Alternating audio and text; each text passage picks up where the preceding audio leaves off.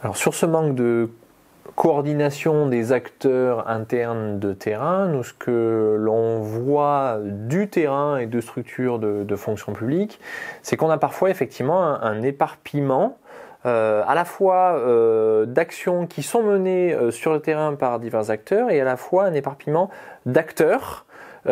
qui interviennent soit sur la prévention primaire, soit sur la prévention secondaire, soit sur la prévention tertiaire. Et tout ça n'est pas forcément peut-être organisé, orchestré de manière collective.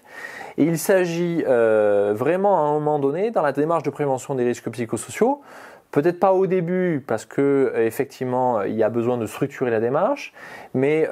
dès lors qu'effectivement les choses se sont un peu stabilisées, que les acteurs se sont coordonnés, finalement de formaliser très clairement le qui fait quoi et à quel moment, quel acteur est légitime pour intervenir à quel endroit, à quel niveau de prévention, à quel moment effectivement un assistant de prévention, un conseiller de prévention, un médecin de prévention peuvent coordonner leur action, mais aussi avec un psychologue du travail ou avec des assistants ou assistantes sociales qui peuvent agir auprès des acteurs de terrain. Et il s'agit vraiment là de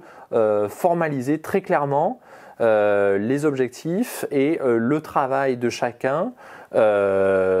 pour qu'il y ait une meilleure coordination. Et donc un exemple de formalisation de ce type de procédure du qui fait quoi peut être ce qu'on appelle nous un logigramme d'action, un logigramme d'intervention de l'ensemble des acteurs de la prévention des risques psychosociaux et finalement de définir dans ce schéma-là, dans ce logigramme-là,